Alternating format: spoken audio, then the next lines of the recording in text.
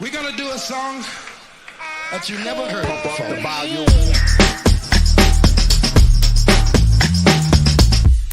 Here they come and get wicked.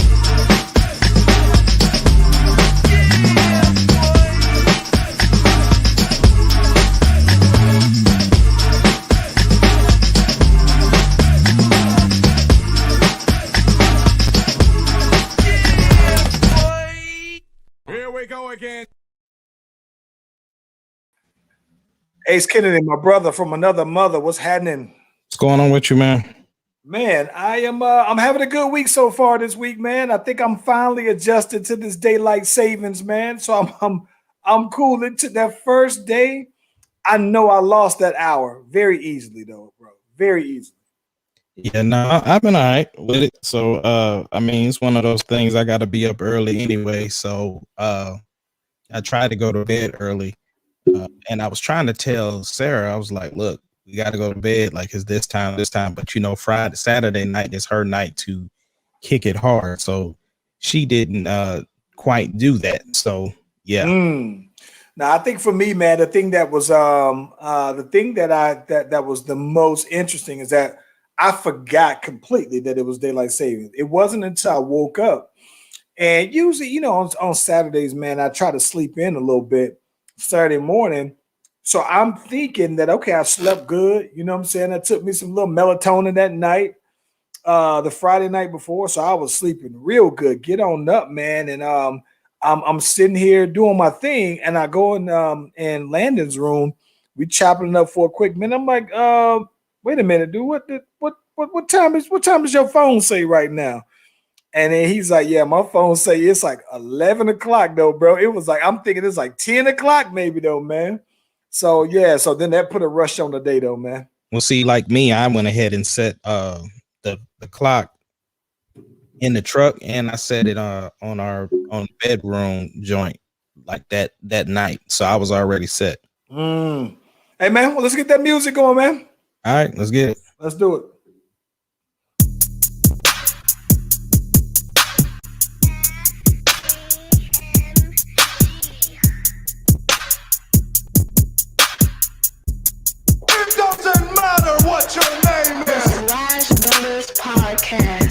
The greatest podcast of all time.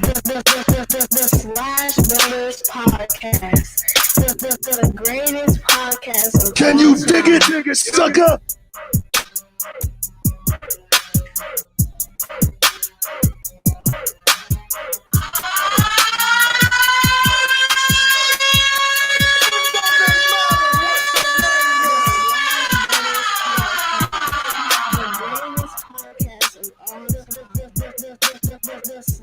Brothers Podcast, the greatest podcast of all time.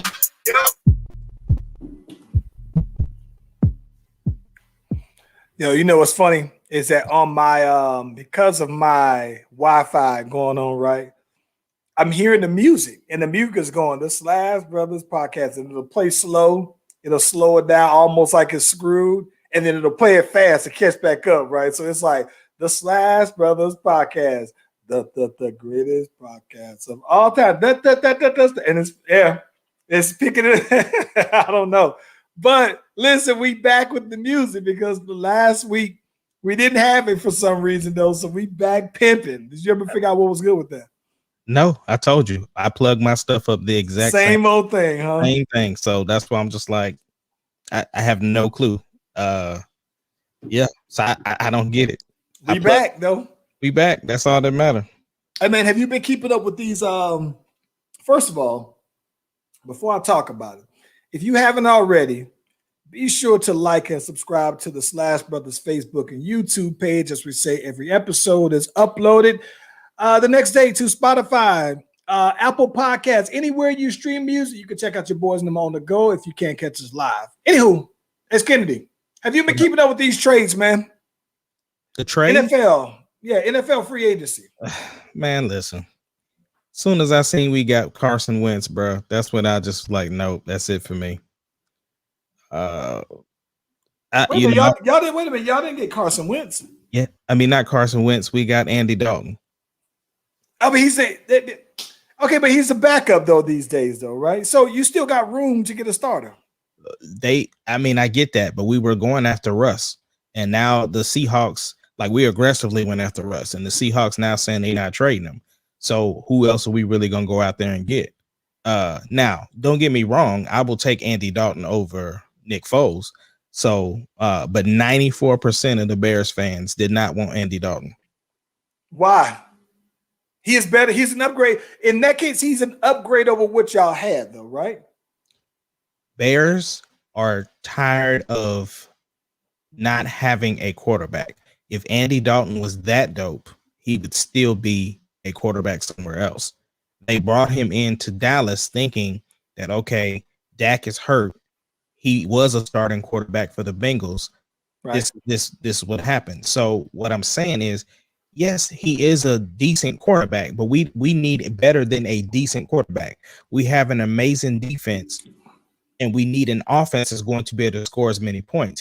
Andy Dalton right now is a game manager. Again, I will take him over Nick Foles, but he's not. What I'm saying is, unless something miraculous happens, and I mean, Andy Dalton would be a starting quarterback somewhere else if that was the case for him. I think that the tough part about the Bears, right, is that for starters, you gave up so much to get Mitchell Trubisky, right? And we just traded up one. Well, you gave up some picks to get him, right? To get in that spot. You gave up some future round picks, and I think that the problem is, right, what I think is an issue with the Bears is that the Bears are kind of middle of the road, right? They kind of remind me, these recent Bears kind of remind me of like the Hawks for basketball, where they're not going to be the worst, but they're not going to be so good either. And so that's going to take you out of that top 10 draft pick range where you can go ahead and pick you one of those franchise changing young quarterbacks. I don't think the Bears are looking for a young quarterback. Like, we're not going to rebuild. Here's the thing, though. Here's the thing. Just and this the Bears. That's your account, right? So, as the special, consultant in them, I believe what you're saying, right? But my thing is that I think that aside from Rex Grossman, I mean, they've tried a couple times in the drafts, but they've drafted players that they've drafted quarterbacks, from my understanding, right, that were on the tail ends of the first rounds, second round, third rounds. They've never had their hand at drafting a top 10 high first round pick. And I think that that's where their issue is, right? And that I think if you can get a homegrown guy who is drafted earlier, high in those top 10 picks, top 15 picks, then I think you might be talking about something. I disagree. For one, Mitchell Trubisky, we had the second pick, so we could have chosen better. For one, number two, I think we are just like Tampa Bay. We are a good quarterback away from actually making noise in the NFL. So my thing is, if we had a veteran quarterback, somebody that could actually do something, then I think we would be able to make better progress than just getting to the middle of the road for the Bears. Because we have an excellent defense. We have a pretty decent offense. With a person that can actually get the ball to the targets, we would be able to do something. The Bears have shown, even just last year, when Mitchell Trubisky had his spark, or when Nick Foles had his spark, we were able to move the ball and actually score. But they weren't consistent enough to keep doing that. So we still need somebody that is capable of doing that on a regular basis. I think so. This is my thing. I think, I guess I as someone who, I'm not a Bears fan. I watch, I keep up, right?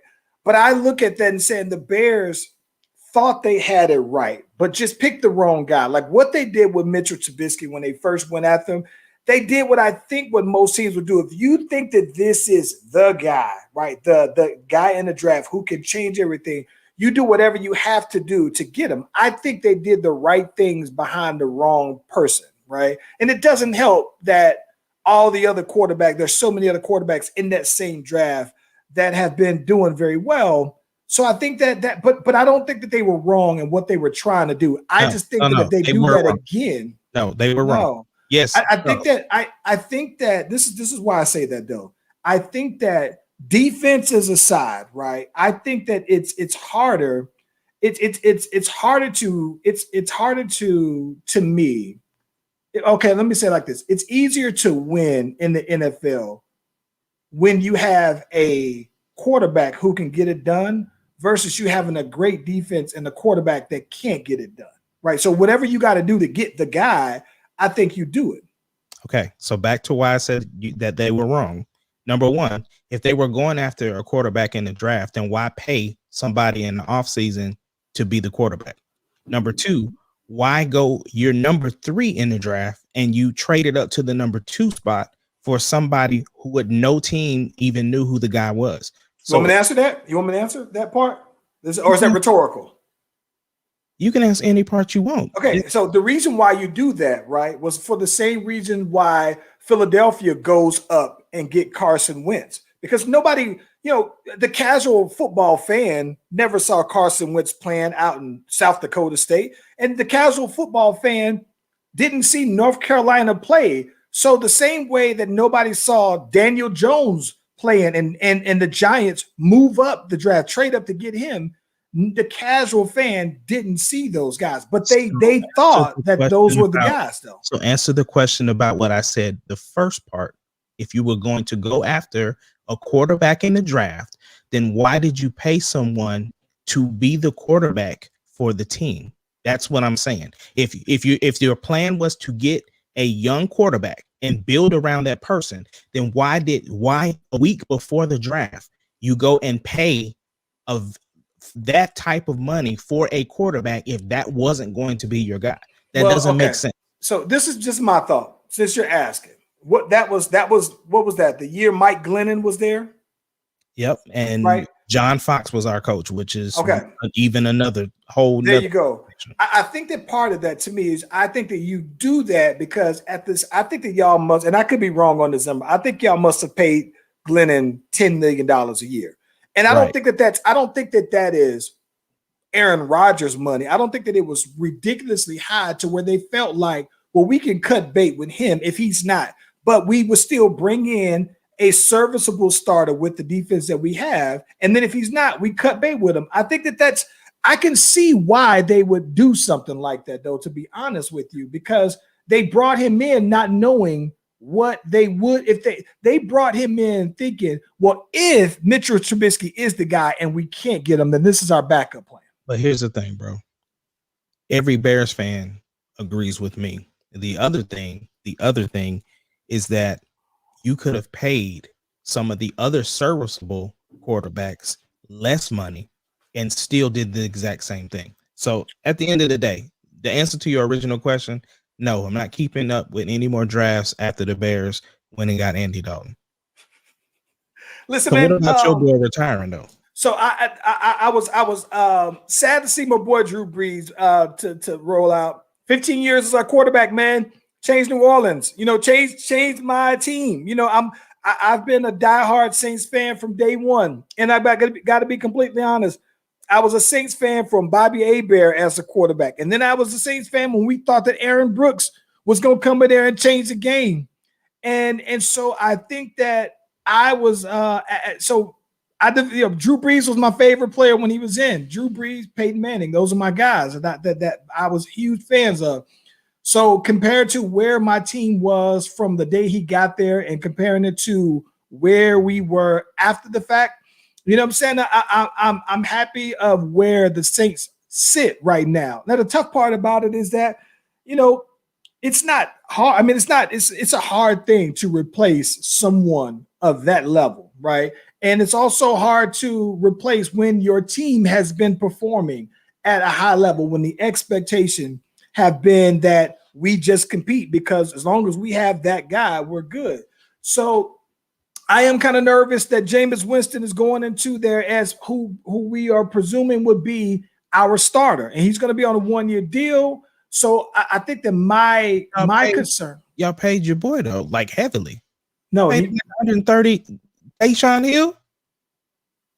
Who? Y'all just paid the who's the little running quarterback y'all got? Oh, no, they paid him like $10 million a year. They didn't give him no big contract like that. They gave him enough money to where he's getting quarterback money But and also wide receiver 30, money.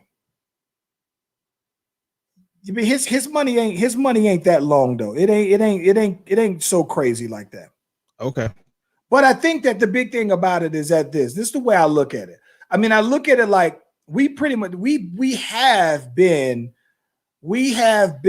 cutting a lot of players. We let go Janoris Jenkins, who we only brought him over temporarily, right? We brought in. We let go.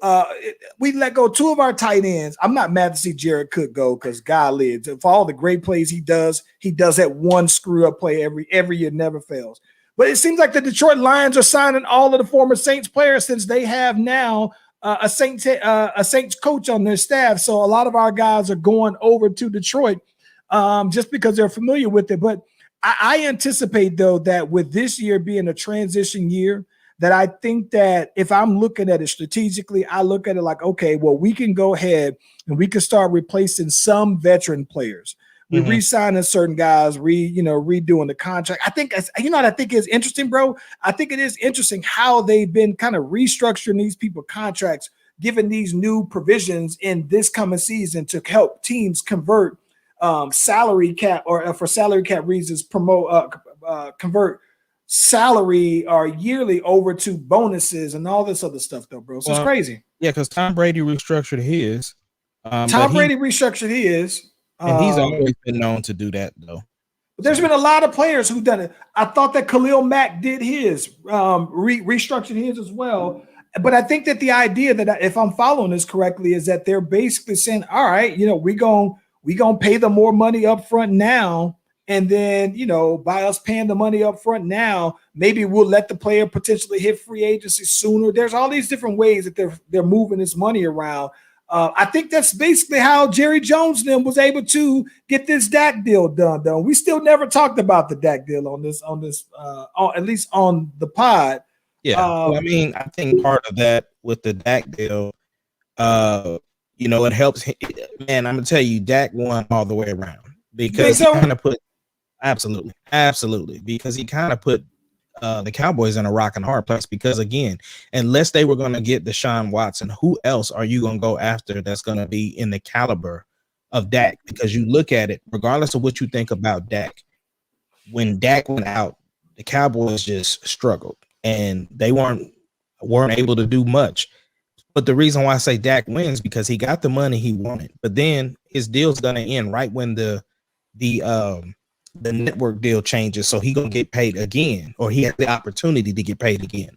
So that's why I said he wins on it because he wanted to be on that cycle of when stuff changed, so that his money could match with what's going on. So that's my opinion. You know what's funny though, man? Here's the thing. I think that this is the one thing that I am kind of wondering, right? So do you see like Dallas Cowboys had a transition from Troy Aikman?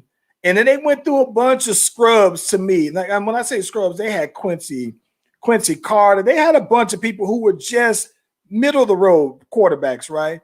Before they actually got Romo. And I think that the thing that I am interested in getting do you think that Dak Prescott is a lifer in the sense that do you see him as, hey, I'm only playing with the Cowboys, or do you see that maybe after this free agency, this contract in 4 or 5 years that he could roll out?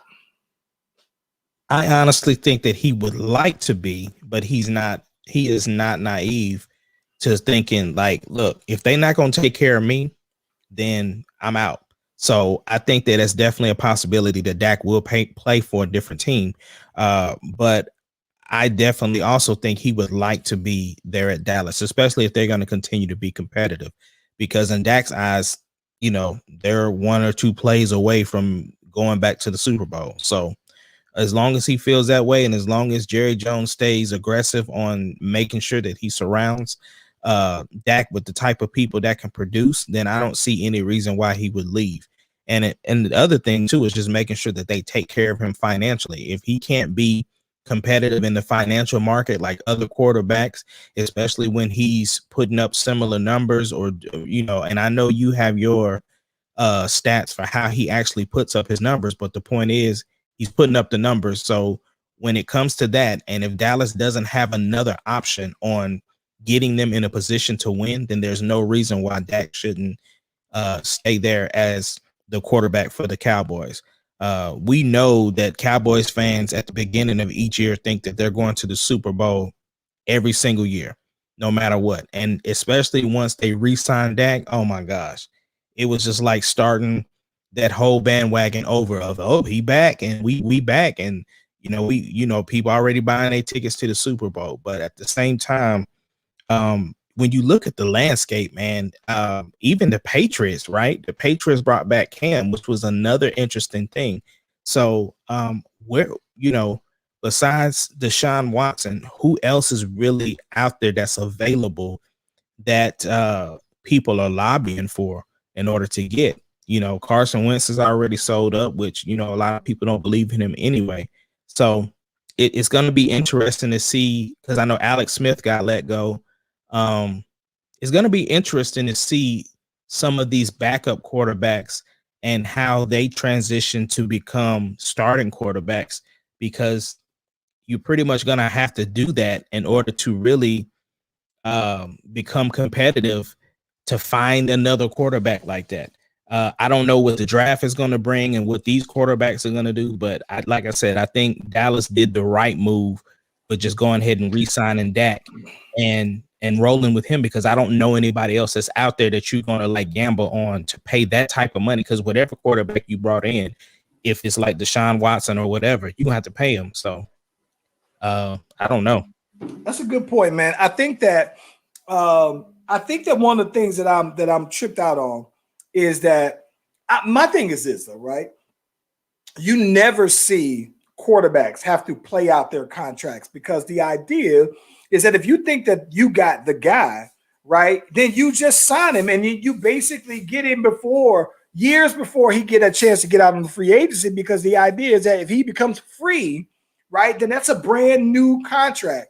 So it still tells me that maybe Jerry Jones and them still have some trepidation about claiming that he is that guy. And I think that the part that I am tripped out on is that the fact that Dak didn't just negotiate down tells me that he was also willing to do that at the expense of possibly things falling sour and him going to another team. So I think it worked out for the two of them, but I think that it is interesting to me that both sides were really not trying to cross that line. Now, I think that the interesting thing is that, like I said, I think that Dak got the money that he was looking for, but I think that because of all of these different provisions that they can do with money, I think that Jerry Jones kind of looked at them and said, you know what, man, we can do this number given these particular changes. But hell, I think that they could have done that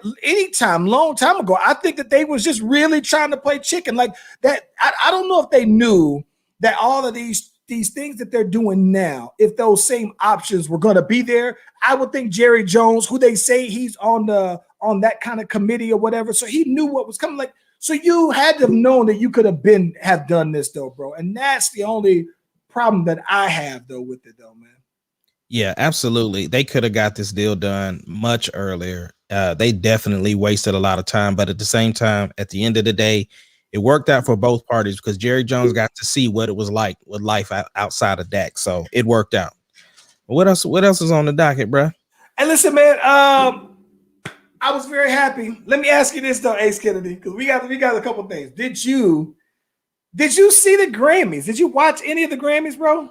I didn't watch the Grammys, but I went back to watch some of the performances. I watched Bruno Nem. I watched Meg Nem. I watched Cardi. I watched Lil Baby's performance. So yeah, and I see there's a lot of controversy popping off about this Cardi performance, and I'm thinking like, for what? Ace, I got so much to say because I actually watched the majority of the Grammys, right? Okay.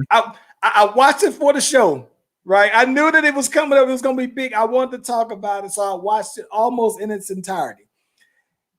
I took away a lot of things, right? Mm-hmm. So about the points that you made, right?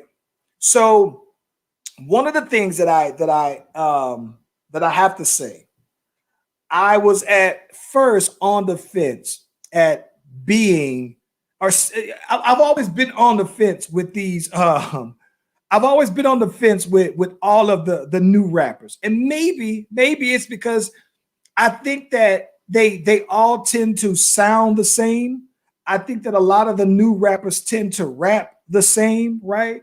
And when you really think about it, I mean, a lot of these dudes actually they look the same, they sound the same. I mean, it's so much similarities to me that where I was just inclined to just be like, and I feel like maybe I was the old man, like get off my grass. I feel like these, so I felt like that these new dudes made me not even want to check for new rappers, right? And then I started hearing about Lil Baby, bro. And everybody was like, nah, I heard about Lil Baby from somebody who was young. And when I first heard him, I was just like, he's kind of like everybody else, all the other dudes. Yeah, he's better skill-wise, right? Skill-wise, he's better. But he's not saying nothing that's that different. I never heard him say a line that I was like, oh. Then I heard Bigger Picture, bro. And when I heard Bigger Picture, because what really made me think, all right, maybe I like Lil Baby, right? What made me like him was when I heard Drip Too Hard. Drip Too Hard was my joint. Love Drip Too Hard. And it wasn't until I saw Lil Chris post something about the baby, like Lil Baby, like I've been trying to tell you. And when I heard him rap with that same style that I see people do, but him have content with substance behind it, then I was like, okay, we own something. And so now when I hear him, every time I have to think, if I hear you and I don't think that you're whack, and every time I hear you, I don't think you're whack, then I'm kind of a fan of you. So I am more of a Lil Baby fan than I am the Baby fan. And even though I never hear the Baby says anything whack, I hear a lot of his, I know what I'm going to get when I hear him every time. But I'm a fan of Lil Baby. So I say all that to say that I saw Lil Baby do Bigger Picture as a performance on the BET Awards, and it was dope. But then I saw it on here, and it was a very similar performance, except that it had the homeboy from Insecure on here getting hemmed up. And I was blown away that I was still interested in watching it, even though I had seen him do a similar performance before, and it just confirmed that I like Lil Baby. I'm a fan, and that's hard for me to admit for someone for these new rappers, the Lils. But I'm a fan of Lil Baby, right? So that was the first thing that took away, because when I saw that he was performing, I was excited. I was looking forward to seeing it. So that was one thing, right? I gotta ask you, Ace. I don't think, bro. So let me tell you what I think. Doc, I think that this entire time I've been a big, huge Bruno Mars fan from the very first time I've heard. How you gonna just like talk about Lil Baby and not let me get my stuff in? I thought you brought him up, so that was my right. But I ain't even say what I liked about the performance. Do you think? I like the fact that Tamika Mallory was there. I thought it was like a different take on spoken word, and then of course Killer Mike, bro, just killed it. Killer Mike's incredible. And so that's the thing. Like I think that Killer Mike is getting the shine that we are. Like we knew how cold he was, but he's featured on a song with a young artist who is popping. So the fact that he gets on there and spits and do his thing, so I thought that was dope for him to pay homage to both of them, to give them that platform, because they are so influential in what's going on politically. And you know, that song obviously being a great political statement. But yeah, everything else I agree with, you know, the dude from Insecure, and definitely enjoyed the performance. I can't say that I'm a Lil Baby fan, couldn't tell you anything that he's done. It's nothing like that, but and nothing against him. I don't have anything against these new rappers, but I'm R&B head, so that's Lil Baby. I'm officially, listen, I thought about it, man. I'm officially a Lil Baby fan after that. I was already a fan, but I thought that the Grammys made it official. That's what's up. Now you were But talking listen, about Bruno Mars. Listen, bro. Let me tell you what I think and I love. Let me tell you, what I love, right? Well, the first time I heard Bruno Mars, instant fan, right? Instant fan of it. What I love the most about Bruno Mars is what I love a lot about Neo, right? Is that I love when songwriters are also great artists, right? So what I love the most about that is when a songwriter is a good artist, then to me the music comes across to me as more heartfelt. It's like the notes hit a little bit harder. The runs mean a little bit more because every word was written by this particular person. So when I heard Bruno Mars, one thing that I love about people like Bruno Mars, and the same thing that I love about her, Alicia Keys, um, big artists who write the majority of their own records. What I love about that, man, is that um, I like to see a songwriter shine, but I like when people, as one of the best parts about being a songwriter to me is when you can say something in a song that people wanted to say but never had the words to say them. And that's what I love about Bruno Mars. So I say all that to say, the very first time I hear Silk Sonic, bro, Keep the Door Open, I fell in love with it, bro. And I think that it's been quite some time. And it may have been the last Bruno Mars song. No, I take that back. Hers and Daniel Caesar was the last song that I heard where I said, yo, that's just smooth as hell. And when I heard everything about the arrangement of it, the sound of it, the video of it, the concept of dog, it's fine. It's one of the best songs I'm willing to say, and maybe I'm a prisoner of the moment, dog. I think that Silk Sonic may be one of the top 5 songs that I've heard in the last 5 years, bro. Easily in the last 5. Leave the Door Open. Leave the Door Open is probably one of the best songs that I've heard in at least the last 5 years, bro. Yeah, it's definitely one of the top ones. It's right up there with Slipping Away. Slipping Away is fire. Slipping Away is fire, by the way. Yeah, I like both versions, but I'm saying the fact that I got the live version, the rowdy mix, I thought had that it was the first time that when Deuce heard it, he said, man, this is refreshing. Like to have something like this with the live sound and stuff. So I definitely enjoyed the song. What I love about the song, right, is that I love the fact that I'm a big fan of 60s and 70s music. So I'm a big Motown fan. I'm a big funk band sound, but not just the funk part, the ballads from that funk era, right? And but more than just the songs, what I love behind that kind of song is the musicianship that goes behind it, the live sound of it. Bro, this song's incredible. So that performance above everything else kind of stole it from me because that was, even though I had saw the video and before, but I was, like I said, I was excited to see them do it. I was like, oh my gosh, fell in love with the song though, bro. Absolutely love it. So that's one thing. Performance wise. So I did see some people say some stuff about the Cardi B, Megan Thee Stallion, the Texas Treasure, who should be protected at all times performance.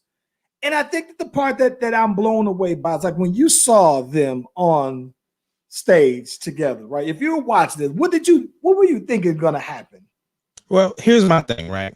This is I had a conversation with some people on Facebook, and my thing, people are offended. And I'm like, listen, this is exactly what's wrong with society right now.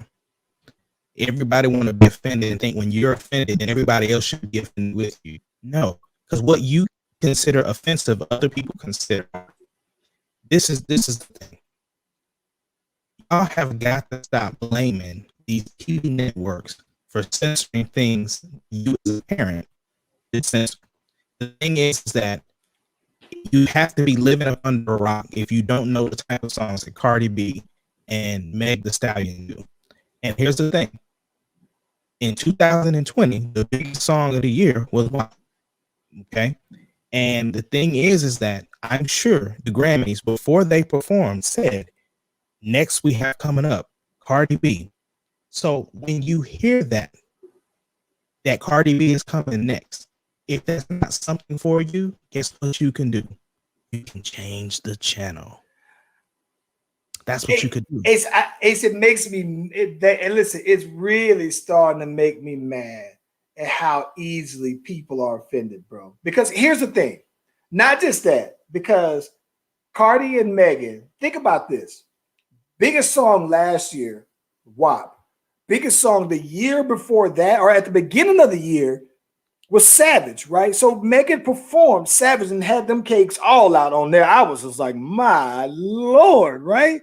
Mm-hmm. And so I'm just sitting here thinking like, bro, like I understand what exactly are they expecting Trevor Noah to say, hey, listen, parents, I'm gonna let you know right now that coming to the stage is Cardi B and Megan Thee Stallion, and they about to do some things that you might want to go ahead and just have the kids. What? No. Stop playing, bro. Yeah. Stop blaming TV networks for what your job is supposed to be. You as a parent are responsible for what your kids see. And like I said, if you hear the name Meg Thee Stallion or Cardi B, you know what type of music they do. So no, sorry. Don't have any sympathy for you. I keep telling you guys all the time that you are responsible for what you see. If you don't like something, you don't have to watch it. But you throwing a fit online or complaining about it, no, you do it yourself. Just don't watch it. And so I had to have some words with some people online. Yeah, listen, I'm tired of it, bro. Listen, man. I'm just tired of people being so sissified, bro. Like, stop playing. Like really, like, dog, you people can't have nothing without somebody being offensive, though, bro. And this is my thing. I would understand, bro.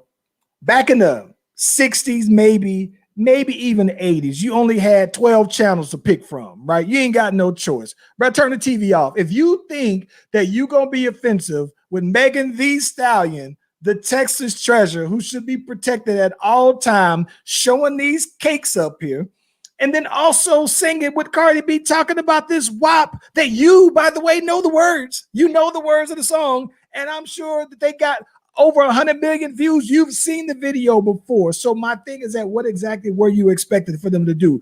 Come up there with some outfits looking like they were nuns? What you want to see? Listen, do you want to see Cardi B come up here with a Hillary Clinton pantsuit?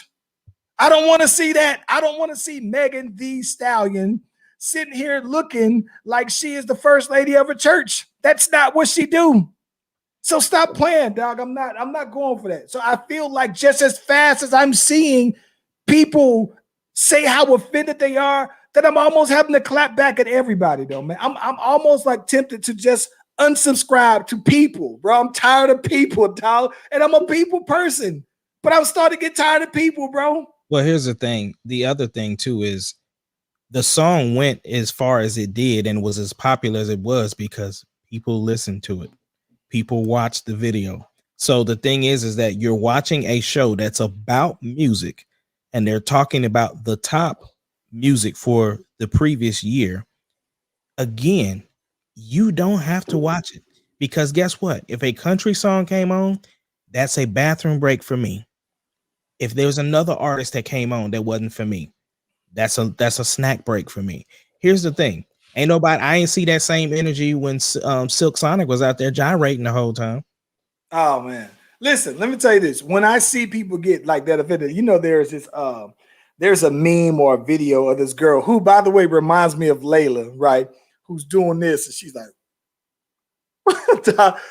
Every time I see it, I'm like, I lose it at how sensitive people are, though, bro. So listen, so that was that. I think that let me tell you this. Okay. So one of the things that I was blown away by is the fact that Billie Eilish won for basically a song that she had previously won for. And that was where she said, hey, now this should be Megan because you was killing it, right? And the odd thing about it here is that I love because I didn't listen to Billie Eilish because she's so young, right? I think she's barely 18 if she's that. And by the time she was winning all these awards, she was like 17. So I was just like, for the same way I don't check for the young rappers, maybe that she was so young that it wasn't for me. And then I actually went and I listened to some of her music. Now she's incredible, bro. And I didn't know, like I felt like I've been missing out this entire time, though, bro. She is a hell of an artist, though, bro. Yeah, she's incredible, bro. And she's 19. So yes. So I thought that was incredible. That the thing that blew me away was that it blew me away that she said, yeah, my entire album that I did was written in my bedroom. Basically, that was it. I thought that was fire, though, man. Her and her brother. Yes, her and her brother. And it just, dog, this is the thing about it. It still gives me hope that you and I can actually say, yeah, man, when one of these songs blow and we get interviewed, we can be like, yeah, man, I had to go ahead and record that by the bedside real quick, man. Right. And, that's just we was on grind mode, though. Love that, though, man. Absolutely. So that was one thing that I was, but I started listening to her music today because of that. And I was just like, hey, yo. So obviously, right, the Queen Bee is in the house. So Jay-Z, the music wasn't really rocking with the Grammy. So I was pleasantly surprised to see the GOAT there, but I also see B out here. And then when she won the song with Megan that tied her, and then later on she ends up winning this award that made her the most Grammy awarded artist of all time, tied to Michael Jackson. More Grammys than Madonna, more Grammys than the Beatles, more Grammys than any. Beyonce is the highest awarded Grammy artist of all time, bro. Like, isn't that something though, man? It's something. And I don't have anything against Beyonce. I really don't. I just, at the same time, I'm not a super fan of Beyonce. That's just, it's not that there's nothing wrong with her. I like the songs that I like, and I don't like certain songs. Let me get on my stand mode real quick, because this is where I think that this is what makes this incredible. What I think makes this incredible, by the way, is the fact that usually when you see these kind of things happen, right, there are artists who are from an older generation, and a lot of times, a lot of these awards, when you start to get awards after your first one, it speaks to your longevity in the game. It speaks to longevity, period, right? It also speaks to you actually being a mover and shaker within pop culture for a significant amount of years, for you to still be for you to get for Michael Jackson to win a Grammy at 19 years old, then win another one at 40 years old. That means that he's had a catalog that just says, okay, you still that dude. So for me, watching Beyonce get it, who's someone who's of our age, that's us watching who's someone who could be one of our peers, right? Actualize and actually live their greatness, though, bro. And I don't think that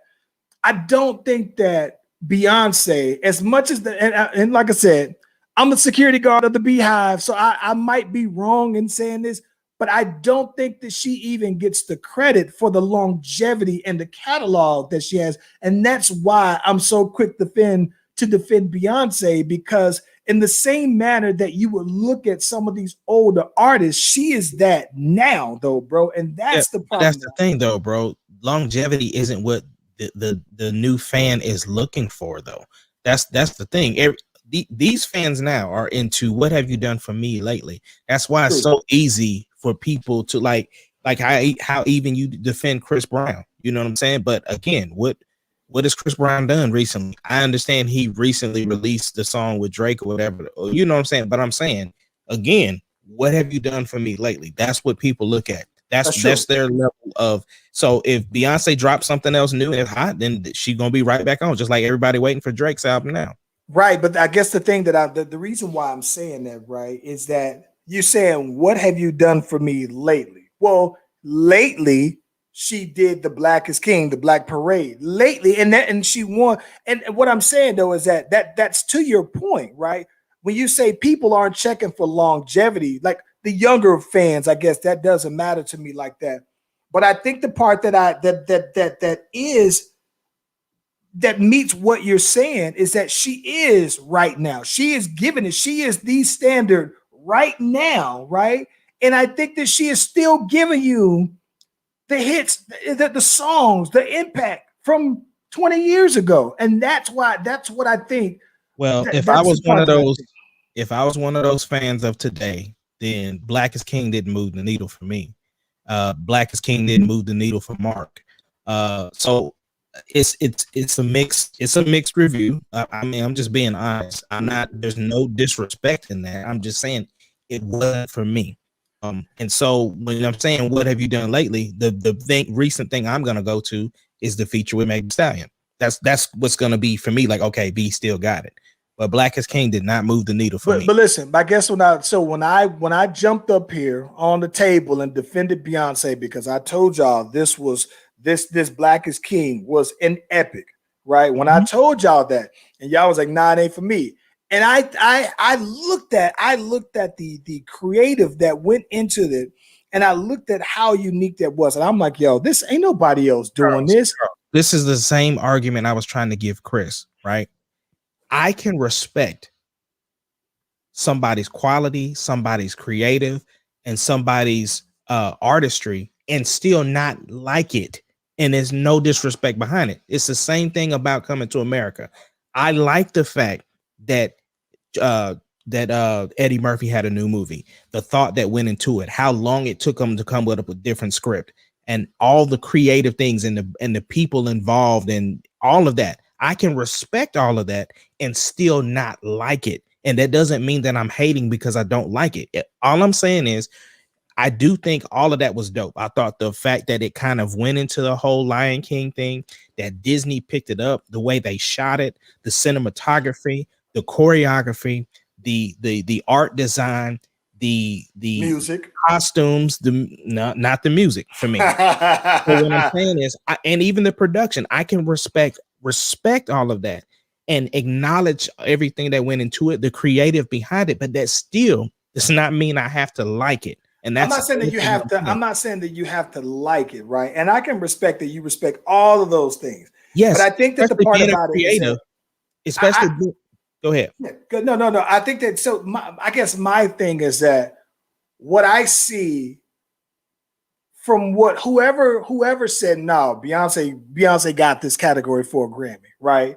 I guess I see what they saw, right? That's probably. But what I'm saying is, again, even seeing her win, I don't disagree that she should have won, that she shouldn't have won. I'm just saying the last work that she put out wasn't for me.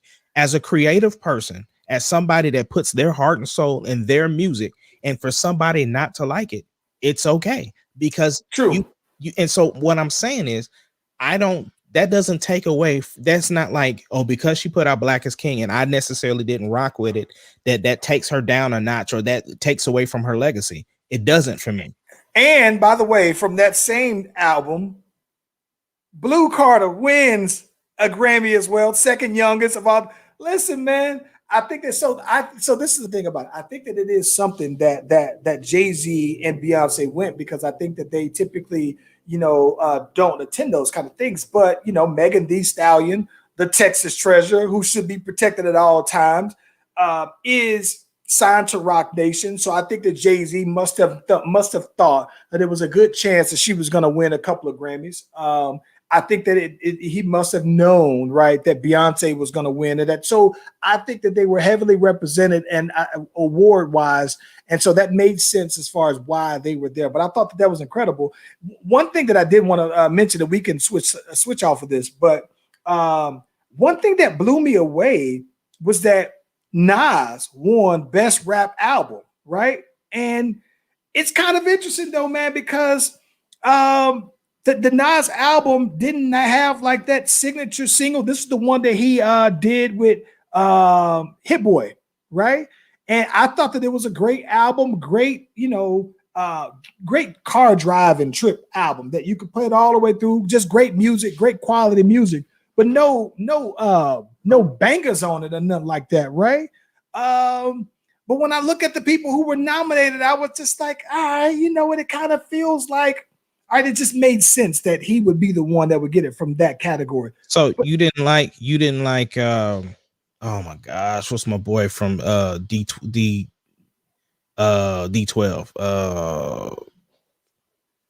He had the book of what is my boy's name? Royce the 5'9". Yeah. You like his album better than Royce's?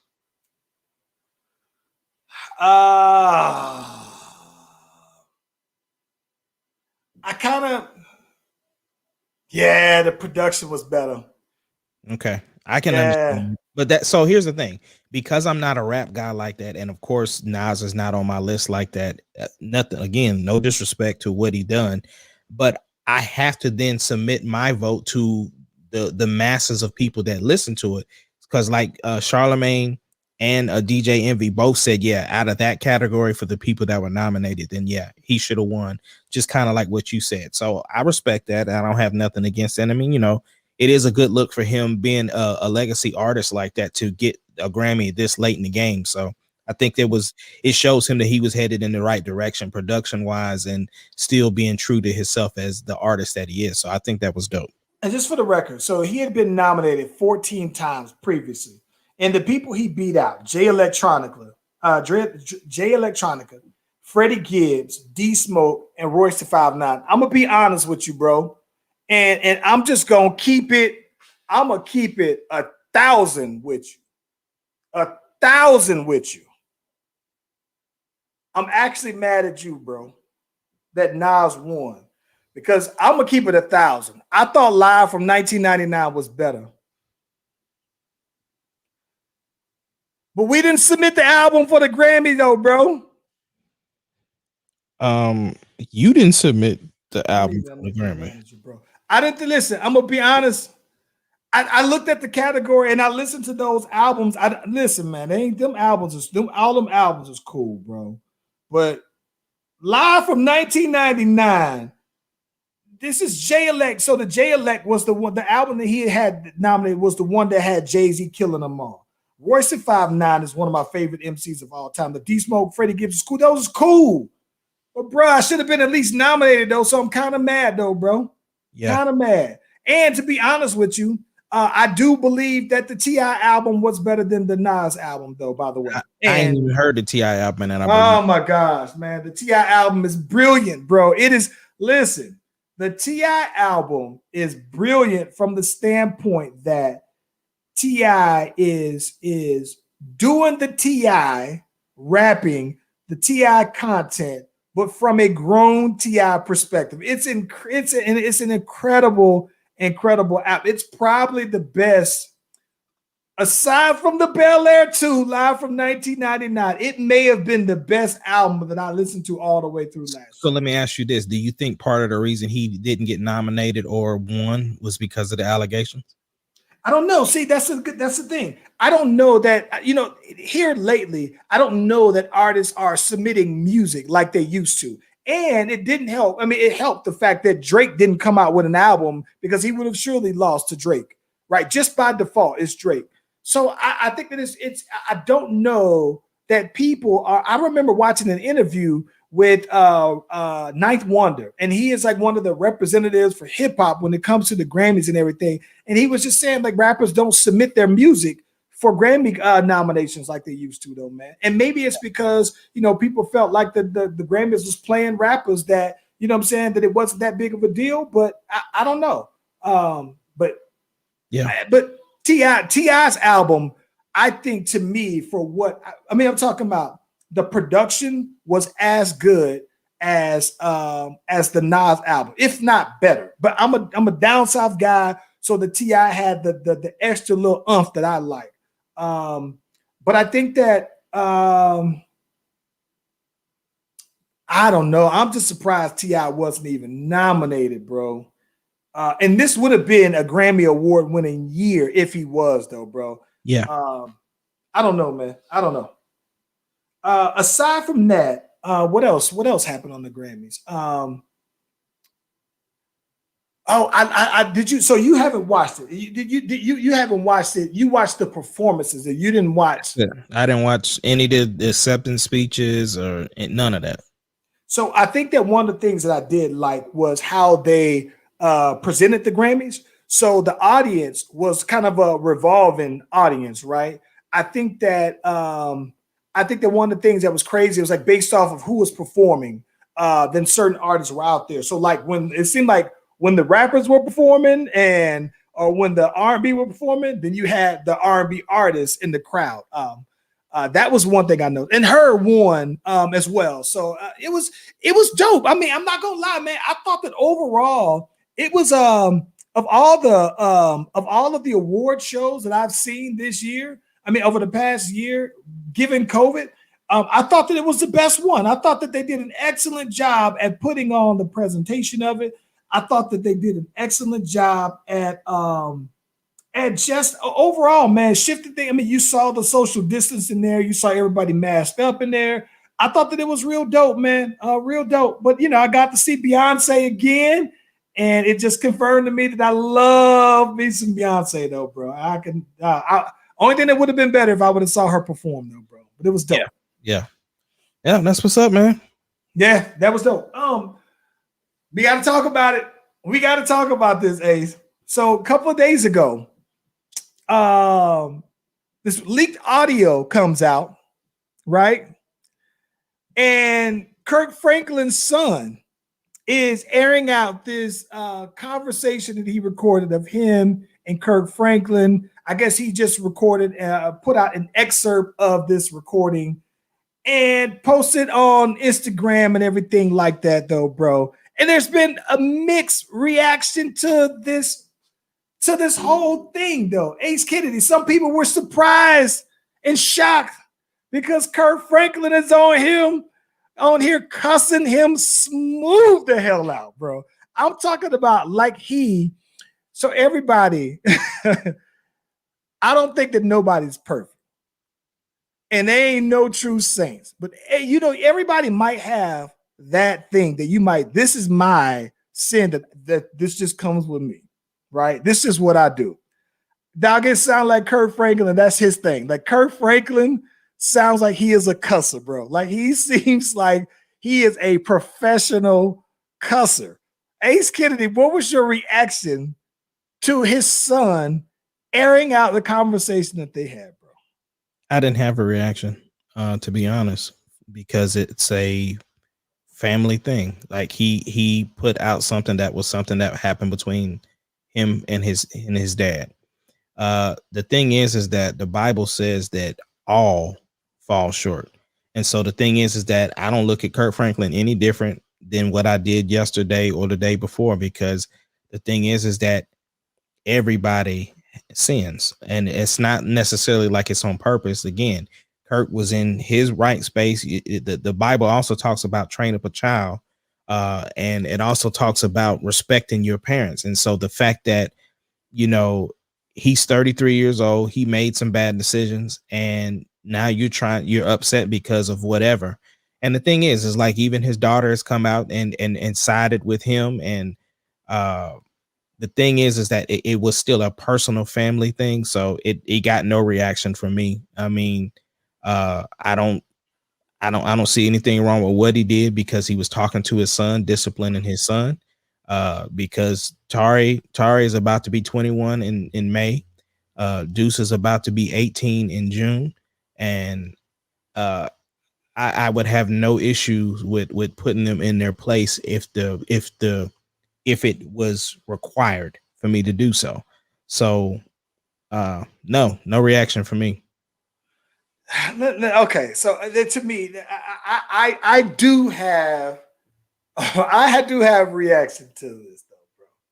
So I look at it First off, first and foremost, I'm a big fan of Kirk Franklin, not necessarily from like someone who holds him high in regards to the Saints, right? I don't hold him high. I don't hold him as a spiritual beacon. I love Kirk Franklin's music. I love the personality of Kirk Franklin. I don't know Kirk Franklin the person, so I wouldn't be a person who would judge right off the cuff something that is personal, right?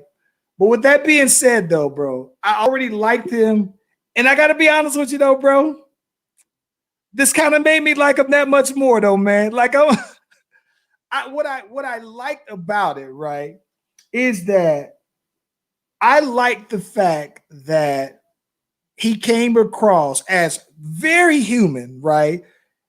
I'm talking about, bro, Kirk Franklin used all of the hood cussing in here. He was going, now listen, the only thing I didn't hear Kirk Franklin do is cuss with the syllables, bro. That was the only thing he was missing. Listen, bro, I thought that it was almost refreshing to hear Kirk Franklin going in. And here's the problem that I have with it. I have a problem that Kirk Franklin apologized because I didn't think that it was needed. But more than that, though, right? I think the problem that I have is that here it is. He has this estranged son. I'm assuming they've had some issues for quite some time. His son's 33 years old, right? So while he's 33, we're not talking about a 16-year-old child. We're not talking about even a 21-year-old child. He's 33. And so the way I look at that is Kirk Franklin has been on, and I'm assuming I don't want to count anybody's pockets, but Kirk Franklin has been doing well for himself for a number of years. And I'm assuming that this has been for the majority of this 33-year-old man's life. Kirk Franklin has made sure that he has been well off and that he has benefited from Kirk Franklin's career. Fair enough to say. So my problem is that as a 33-year-old man, you then decided that I have my issues with my dad. And so I'm going to air my dad out so that he'll lose fans. So that the idea is that you might paint a picture of him that make people think otherwise of him, and that he would lose his following that he developed over the years to help take care of you, the same one that you benefited from. So I got to be honest. I think that there were some words that Kirk Franklin called him in that excerpt, and I would have called him the same thing. And that's the reason why that I was that much more of a Kirk Franklin guy, because he said almost the same things that I would have described someone who did that, bro. So I didn't think that he needed to apologize, bro. If anything, I understand why he apologized, though, because the reason why he apologized, even though he didn't release the audio, and even though it was a personal matter, and even though he was justified in what he was saying, according to some people, there are still people, like you said, you don't put him on that pedestal, but there are some people do. Right. I can see that some people do. Right. So because of the responsibility of his platform and the people that look at him a certain way, he's just being responsible with his platform.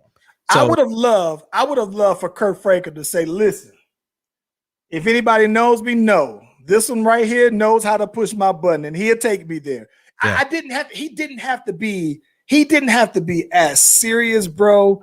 But I can respect that he did it, even though he didn't have to. Yeah. He could have not, and I wouldn't have thought anything differently of him. But for me, it just, everything that he did, all the words that he described his son in that audio, I say you're exactly that, because that's what I would have described someone who would have did that. If you just tried to air out your pops, that's just like if you and your dad got into it, right? And then you, to get back at your dad, who your dad had this job for 30 something years, and he raised you having this same job for 30 something years, and you and him got into a disagreement. You say, you know what? I'm going to go ahead and get back at him, right? I'm going to go ahead and expose some email that he sent me saying all of these things about some people he worked with. If you told me that you did that, I would call you, Ace Kennedy, all of the names that Kirk Franklin said to his son that day. Well, but that's the thing. It wouldn't even be a thought process. You just stop communicating if you just don't agree.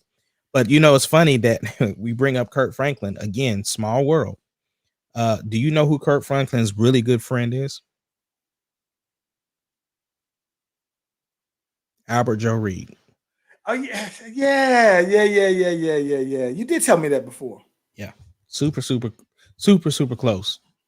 Yeah, that's incredible. So, but like I said though, man, I think that I don't know, man. It was just definitely one of those things that I think is funny though how he intended to air him out, and I think that it backfired. Like I don't remember something backfiring like that on somebody in quite some time though, bro. Yeah. Well, we keeping with that small business theme, right? Yes, sir. Yes, sir. So all month long, we've been highlighting small business owners. If you have a small business, if you are a small business owner, we'd love to partner with you. We've been all month long having different guests come on to highlight their businesses, talk about their plight as a business owner. So if you already have your business, you know somebody, love to have them come on and chat with us and give us a few minutes to talk about their business, help them promote and use our platform as well in the same process. Ace Kennedy, Colleen, we doing it. Listen, we got Annette Johnson on. Bring it. Do you got the round of applause? We got the round. Can we get the rounds of applause for that? You know I'm about to get the round of applause. There we go.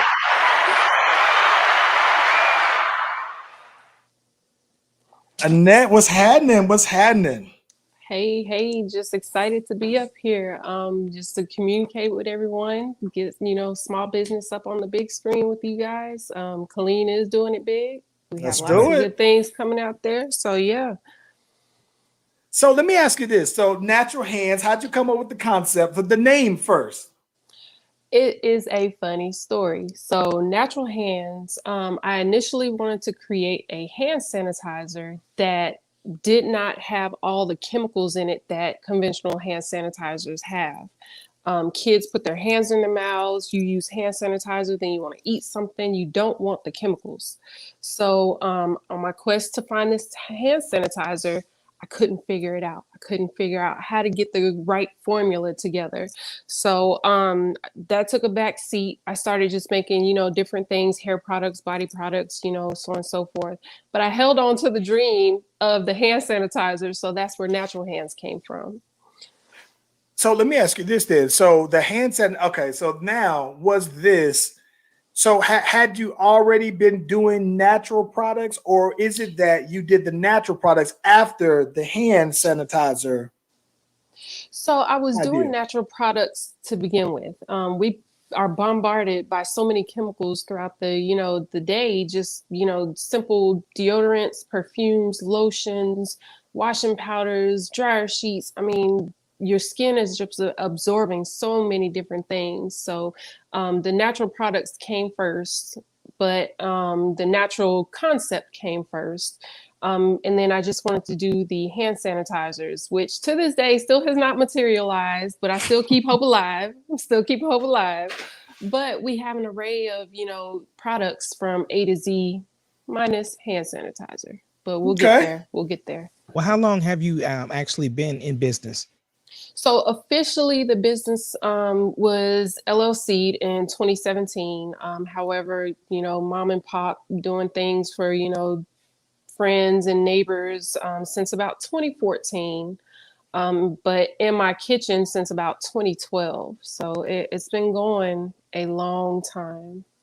So you have your own. So when you're saying your own, you have your own. Let's talk about the products then, right? Because I saw you saw hair, and you look like you kind of cheating on the hair thing, because you look like you already got this mixed chick hair deal going on. So I gotta know what kind of products we talking about.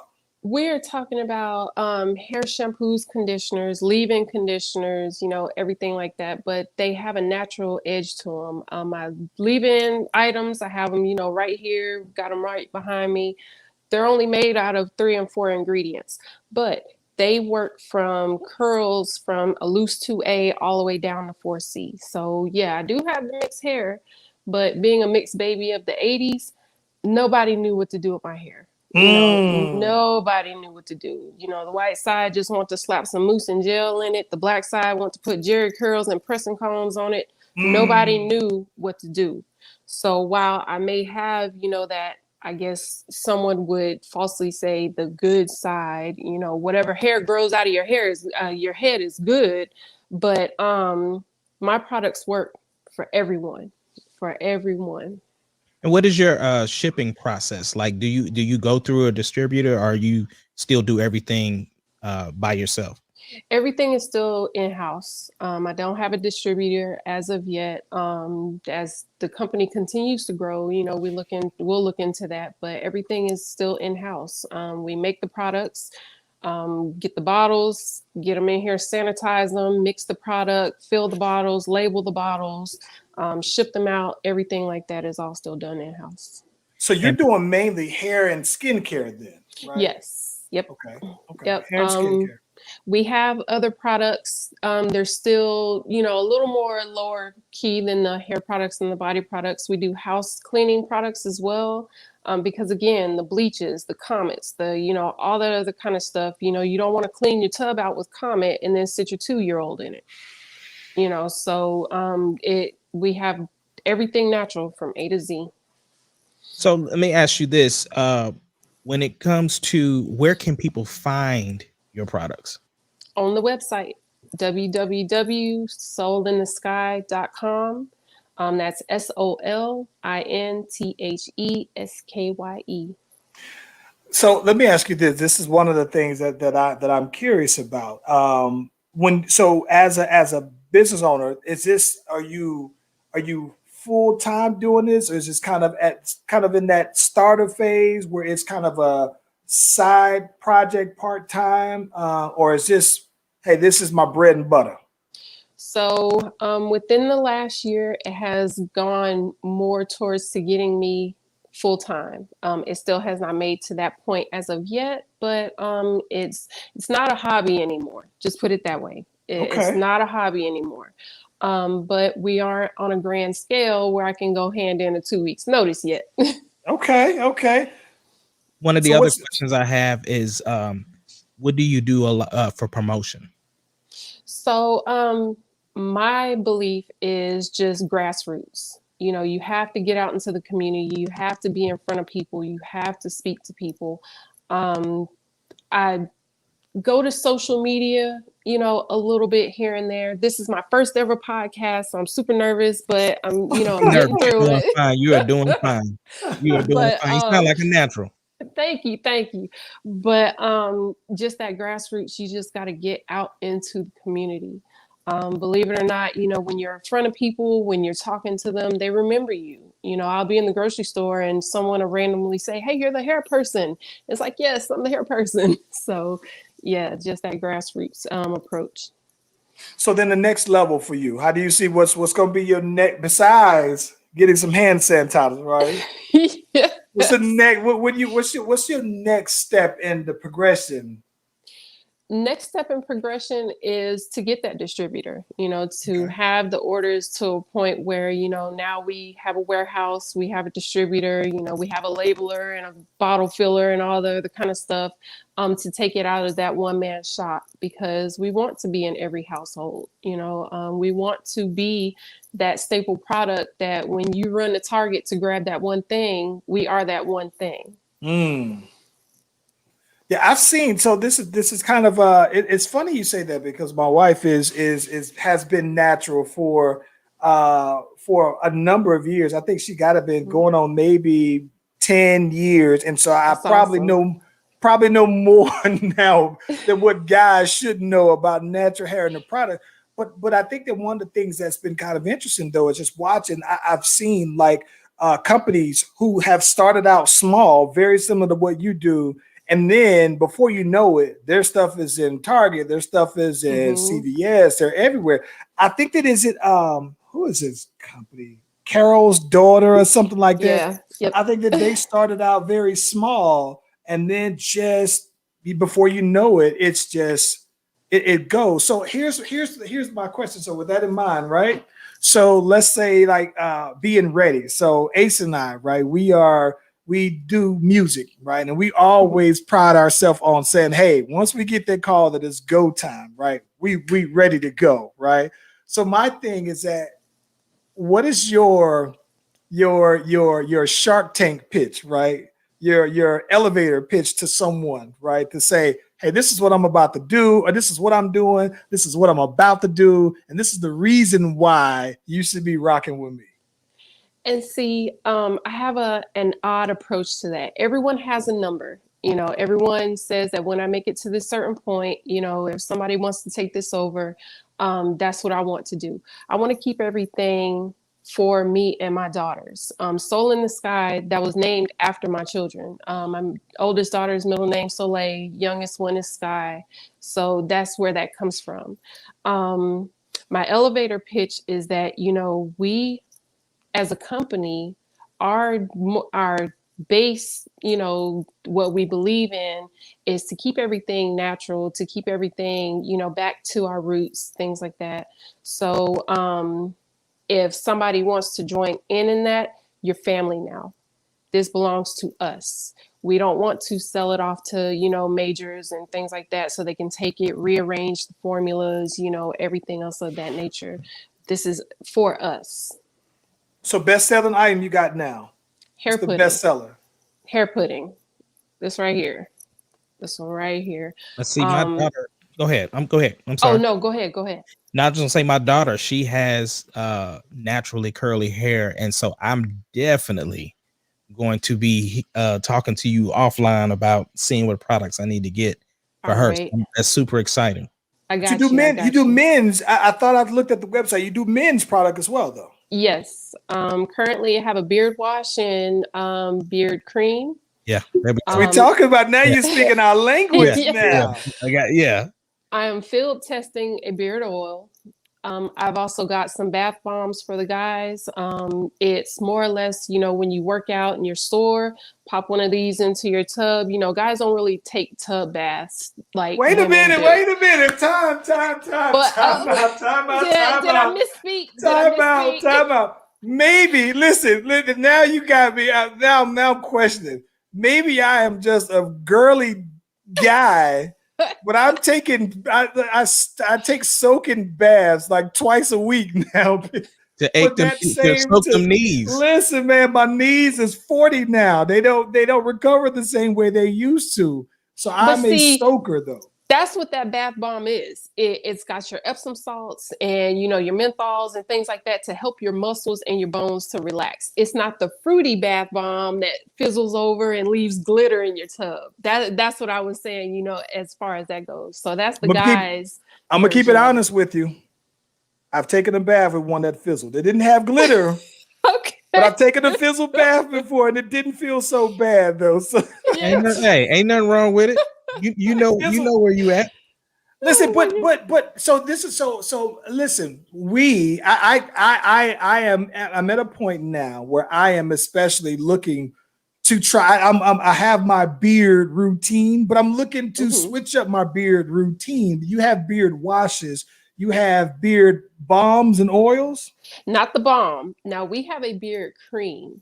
The difference in that is because the balm is waxy. It's you have to use the oil on there to kind of break up that wax, and then it's hard to get through your beard. So we have an actual cream. It melts. Yep, it melts into the beard. You can comb it. It helps to relax that beard a little bit, so it looks fuller.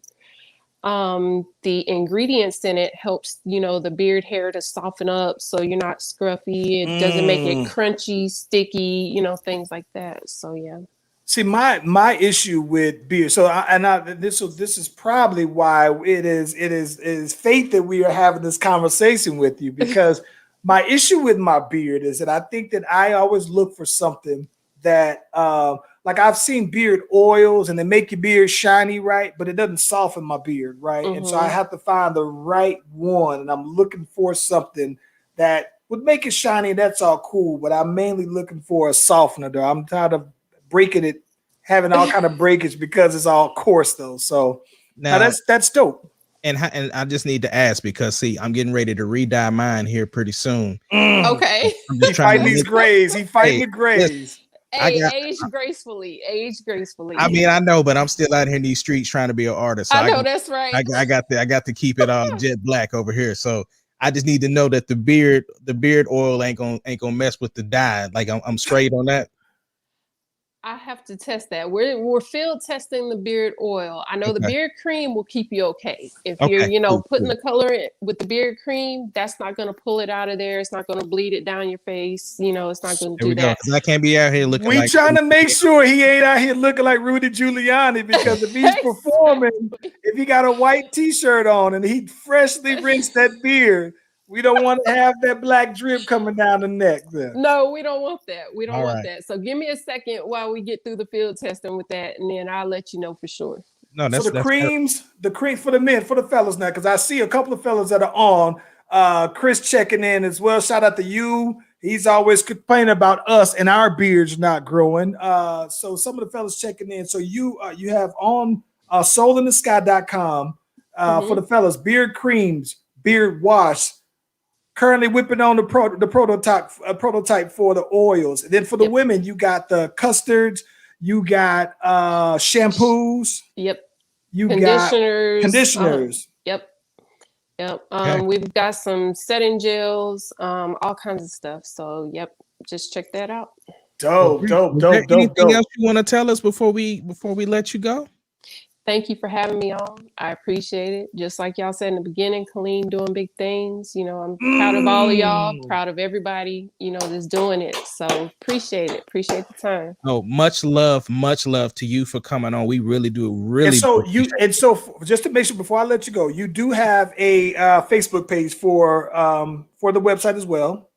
Right. It's under Natural Hands. Right. So, so if you're watching this, so be sure to go through, follow, check out her Facebook page as well for Natural Hands. The website again is soulinthesky.com. What else you got? We want to get all of your business out there. So we run a blog on Soul in the Sky. Go sign up for that as well. Like I said, I don't do social media too much. So a lot of the traffic, prefers to go through Soul in the Sky. If I'm on Facebook, I'm probably clowning most of the time. So meet us over at the website, because we do a lot of things locally as well. Food delivery, fresh fruit juices, things like that as well. So if you're in the Charlotte area, you can capitalize on that as well. Ace, I got one question. What's up? Okay, so I saw the blog. I started to read the blog. And I saw you said something about, now I'm a big smoothie drinker, right? Oh, yep.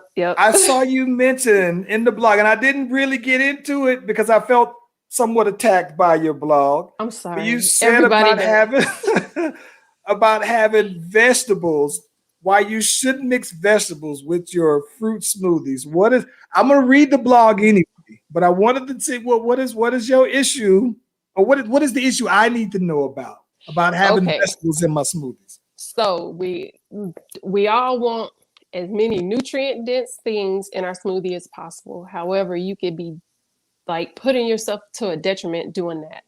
Fruits are meant to be quick fuel. That's why you break your fast with them.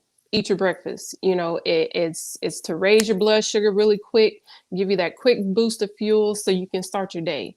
Veggies, on the other hand, they digest a lot slower. They're meant to have sustaining fuel. The fiber in them keeps them from digesting. So if you mix them together, they get into your stomach, and your stomach won't release it until everything's ready to go. So that fruit is sitting in there fermenting, aka rotting. So now it's got to wait until the veggies are ready to go. And it can, some people, it doesn't do anything to them. It can cause a little gassiness, a little fussiness, a little bloating, things like that. Or it can go all the way up into making your colon, your digestive tract inflamed and such. And so you just don't want to mix them. If you have to, juice it. Get you a macerating juicer to juice all that stuff together, then you can drink that. But just snacking and smoothies, don't mix them. All right. I'm gonna keep that. I'm gonna keep that in mind. I was just about to get into adding some. I saw somewhere where they said that red bell peppers have more vitamin C than oranges, and I had to read up on it, and I was about to start tossing something in there and whipping up different things. And then I saw the blog. I was just like, wait a minute now. She just rained on my parade here. Now I have solutions. I'm not going to, present a problem and not have a solution. In that blog, there are several different smoothie recipes that you can go through and, drink, and they're perfect for you. So. All right, cool. I'm a smoothie drinker. I'm so along with my soaking baths that may sometimes include little bath bombs, fizzy bombs. They also include smoothies throughout the week, though. Maybe 3 times a week if I get it in, though. So absolutely. Well, once again, we definitely want to thank you for your time, and I'm definitely going to be very supportive of the business. And we just thank you once again. Y'all, please give it up one time for Annette Johnson. Annette Johnson, natural hands there. Well, hey, like I said, if you haven't already, if you see this again, be sure to check out our Facebook page, like and follow. You're also on, I know you say you don't be on the social medias like that, but I'm sure you're on that Twitter. Not on Twitter. Instagram. I'm trying Instagram. We're on Instagram, Soul in the Sky or Hair by Natural Hands. Yep. All right. Yep. So we'll get all of your information, and then we'll post that to our page as well. Any last words here? Thank you. Thank you so much for joining. You did it. You did it. We told Tisha that, listen, y'all need to go ahead and start y'all an all girls podcast. Y'all built for it. Listen, it would not be as PG as this. That's probably is what that would make it that much doper. Hey, I would love to see that. The conversations, y'all got to realize we've been best friends since we were 12. We're, up there in age now, and we have been through it all. So some of those convos get pretty interesting. That's dope. All well, right. listen, I very much appreciate that. Give the round of applause one more time, Ace. One more time, Ace. One more time.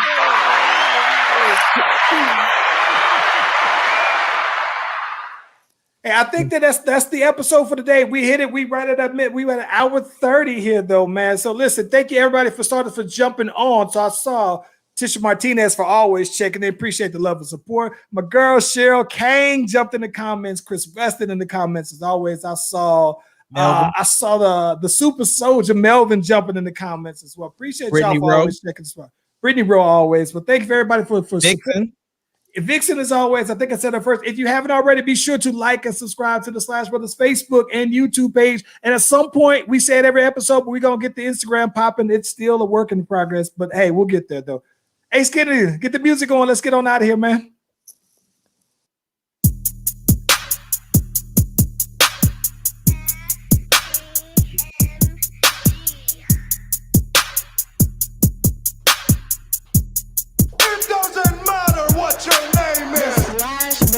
Podcast, the greatest podcast of all time.